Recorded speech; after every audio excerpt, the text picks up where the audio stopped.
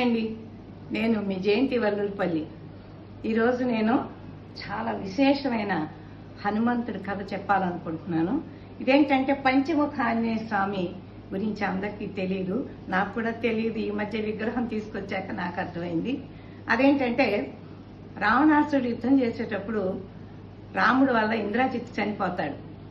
అప్పుడు రావణాసురుడు అనుకుంటాడు, అమ్మో రావణాసురుడు దేవతా స్వరూపులు అనుకుంటా, మామూలు మానవులు కాదు, నా వల్ల కాదు వీళ్ళని చంపటం, నా తమ్ముడు మైరావణుడి వల్ల జరుగుతుంది అని చెప్పి పాతాళలోకంలో ఉన్న మైరావణుడిని హెల్ప్ అడుగుతాడు.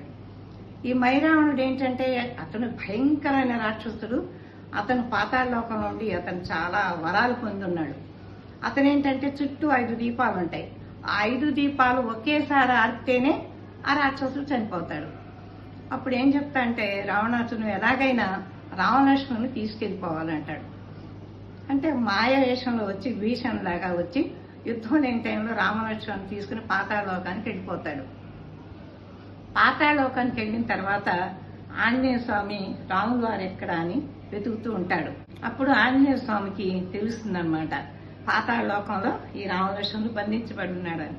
అప్పుడు ఆయన వెంటనే హుటాహుటిన ఇక్కడికి వచ్చేస్తాడు పాతాళలోకానికి. రాగానే 5 దీపాలను చూశాడు.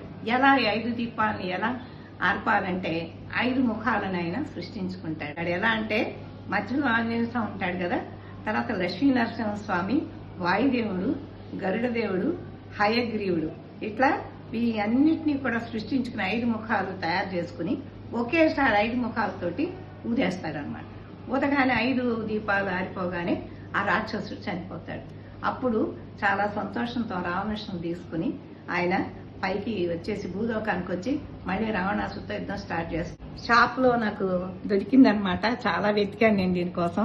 5 ముఖాలు చూశారు కదా, మరి ఆంజనేయ స్వామి, మరి గరుడు, మరి వాయుదేవుడు, మరి లక్ష్మీ నరసింహస్వామి, మరి హయగ్రీవుడు, మరి గరుడు, 5 అనమాట. 5 ముఖాల వల్ల ఈ ఆంజనేయ స్వామి కనుక మన ఇంట్లో పెట్టుకుంటే మనకు సకల శుభాలు కలుగుతాయి. కాబట్టి ఈ పంచముఖ ఆంజనేయ స్వామి తీసుకొచ్చి నేను రోజు పూజ చేస్తున్నాను.